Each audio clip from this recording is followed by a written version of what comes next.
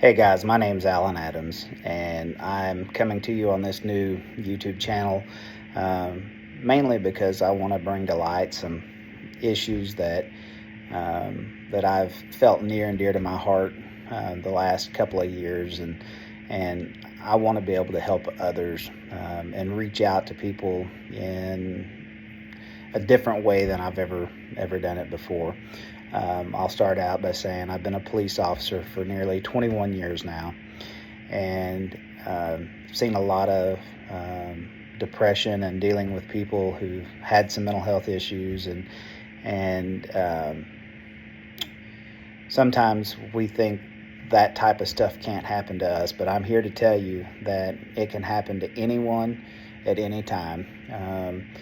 And this particular information that I want to give you can affect anyone, even police officers. Police officers are kind of near and dear to my heart because I've seen a lot of stuff that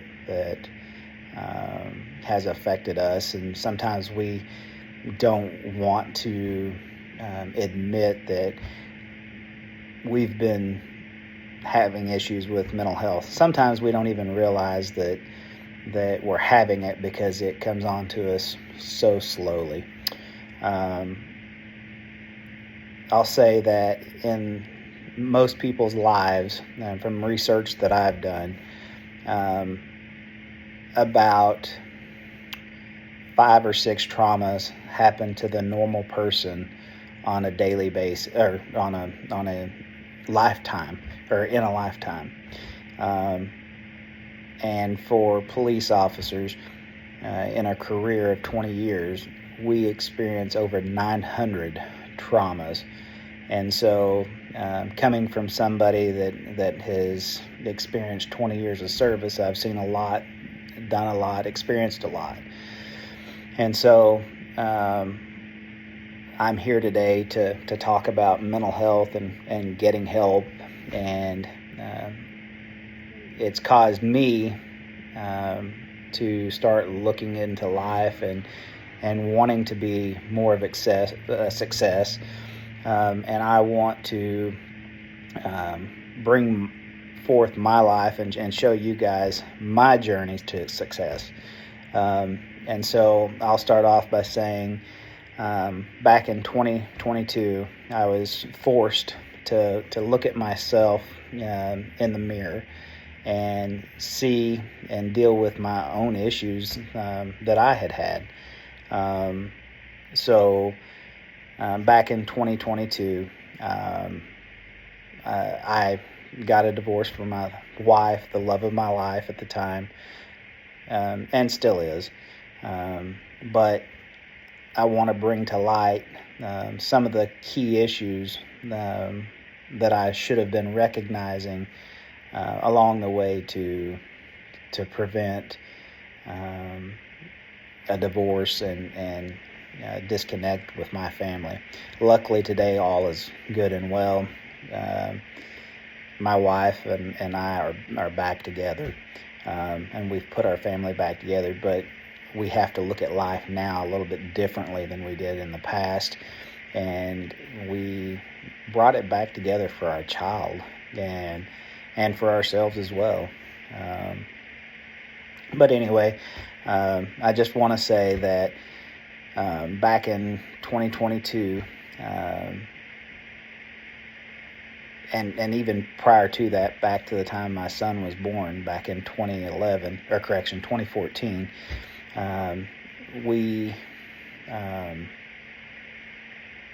my wife started telling me that I didn't have any emotion, and that I had like a flat effect to the way I acted towards her, just not showing any type of emotion, just being present, basically. So that was a huge telltale sign that there was something going on, and I didn't pick up on it at the time. So to kind of give you a little bit of my background and how this all come about, I'll just give you some details. So in 2008, I had met my wife, and or she would be my wife later on in 2011. So anyway, basically, we got married in 2011. She was a nurse. I was a police officer, which is very typical of police officers and nurses. But our jobs, on both sides, we were warned that divorce has an extremely high rate in those two careers. And so anyway, I now understand why. When we're in high stress situations, when we are dealing with everybody else's issues, whether it being a nurse or a police officer, we tend not to deal with our own issues at home. The husband or the wife, they may actually want to talk, and we're just wanting that downtime and that time away from everything. There was a book called Emotional Survival for Police Officers, and I had read it, but I didn't put it into effect. I didn't put it into motion of actually using the information I learned. I don't really think I grasped the totality of what that book was talking about. But anyway, it talks about how when we come home we crash, and we don't end up dealing with our day-to-day issues that our spouse and our family need us to provide with them, and just talk about daily life. We just kind of just exist, and that's about it. So anyway, in talking about that, I had done some research in 2022 when my wife and I got divorced, looking and searching for answers. My wife, at the time, she became extremely ill, and anyway, it caused her to look at life and are we really living life to the fullest? And which we weren't living life to the fullest, and I wasn't providing what I needed to be providing to her. So therefore, all that being said, we ended up in a divorce in November of that year. It made me really start looking at some things differently. And so right after she told me she wanted a divorce, one night I had a dream, and in that dream I've been told, I'll take a step back real quick, and I've always been told that when God wants to talk to you, a lot of times that will happen in the early morning hours, even before daylight. And so one morning, about 3 a.m., I had a dream, and to make a long story short, in my dream, I was basically a provider, and it was my job to lead my family. And in this dream, my wife was drowning and I couldn't save her. And God told me, really feel this, because I had woke up and I just had to go write it down so I didn't forget it. But he told me that it was my job as a husband to be providing to my family, and it's not my job's or my wife's job to let her pull all the weight. And so she was wore out, and he told me, he said that I could either put her on the shelf and allow her to be fixed by him, or I could start all over again. And I chose not to do that, because I felt if it was important enough for God to come talk to me, that it was my job to hang in there and let Him work through things. Well, needless to say, here in 2025, He's brought us back together. So, when I started looking into myself and what all was going on with me, I started to learn a lot of things. And some of the stuff that I learned was, number one, that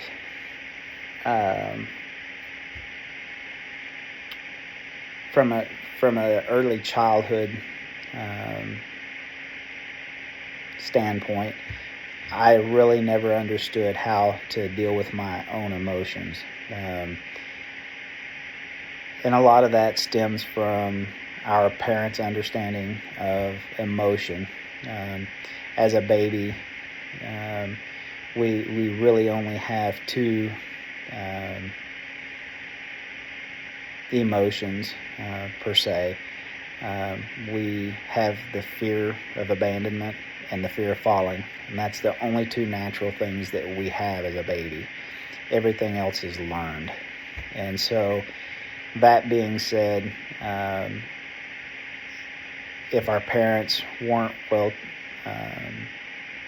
trained, for lack of better words, in how to deal with their emotions and things of that nature, well, then they're not going to teach their kids the proper ways to deal with their emotions. So, jump forward to 2014, my dad passed away, and I'd found out 1 month before that he passed away that he had cancer. Well, just prior to that, we had learned my wife was pregnant, and at the time my dad passed away, we were supposed to be having the first grandkid. And that grandkid ended up being born 2 months after my father's death. So as I was going through the worst time of my life, I was supposed to be also going through the best time of my life, and I felt torn. So therefore, it was a very, very tough time for me and my wife. As we were having my son,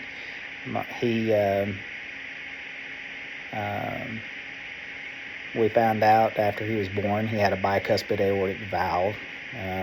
We thought that, this may be life-threatening, but as we learned there were things that they could do, and even today he still has his bicuspid aortic valve, and he has been doing just fine. And the older that he can become without having anything done with that, the better off he'll be.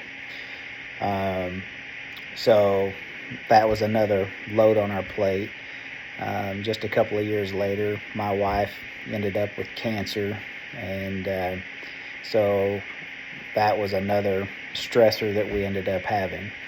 Well, all of that brought up things, family issues, family trauma, that we were going to deal with in the future. And so from 2014 all the way up until 22, all of that pressure built upon us and caused a breaking point. And my wife at the time, she was like, I can't do this anymore. She had gotten sick again and didn't know what the deal was. So anyway, I started looking into the things that I was dealing with personally, and I had recalled that two things. I got into the Bible really heavily and started reading things and my understanding of things, and not only that, but looking into the reasons why I acted and reacted the ways that I did. So one of the things that caused was me to start looking into why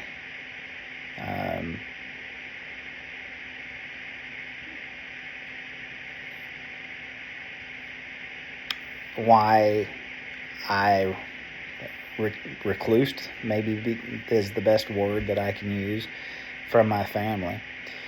And So during my research, and this is no excuse at all for anybody, because when we start to see the signs, we should start to fix things, and so many times we don't, especially as police officers, because we're taught that we're supposed to fix everybody's issues and that we're not supposed to have any issues.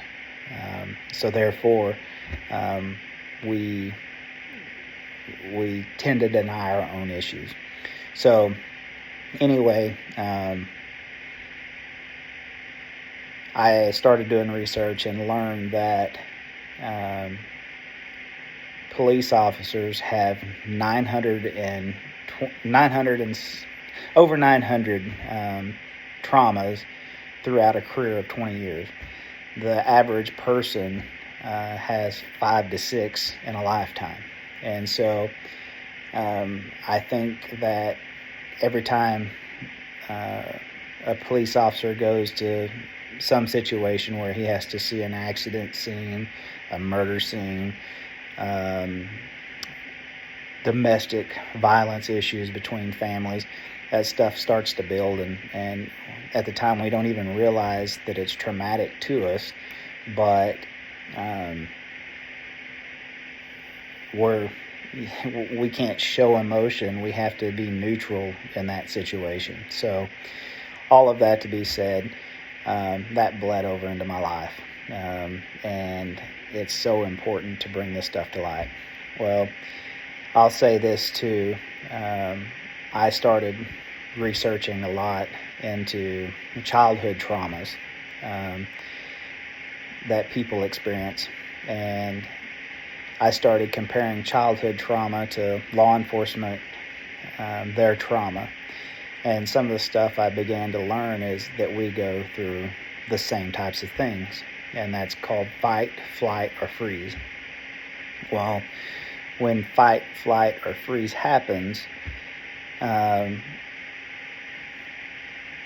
we start to shoot cortisol up to knock the levels of adrenaline down, and sometimes we stay in fight, flight, or freeze for so long that our body tends to stay in fight, flight, or freeze all of the time. And children of childhood trauma, they also experience that. Police officers, we have to always keep our head on a swivel. We're always wondering and trying to play situations out in our head, so that we don't get caught up in something to where we don't get to go home at night. So when we come home from work, all we want to do is zone out and try to find that safe place to where we're not having to think of all the issues of the day, and so we don't even deal with our issues at home. So I just want to say, I want to get deeper into all of this, but want to say also, to start out with, there is a way for people to get help, and it's overlooked. It's not really advertised that much, and so there's a therapy called EMDR, and what EMDR is, a therapy that helps PTSD patients. People a lot of times don't relate PTSD and trauma together, but whether it be childhood trauma or trauma from a situation of war, or even the stuff that police officers experience on a day-to-day basis. But what EMDR is it replicates our sleep habits. And when we're in REM sleep at night, our eyes move back and forth in such a way that it helps us to process everything that we've dealt with throughout the day. And anyway, that's what helps us to process information that is needed and get rid of information that's not needed. And so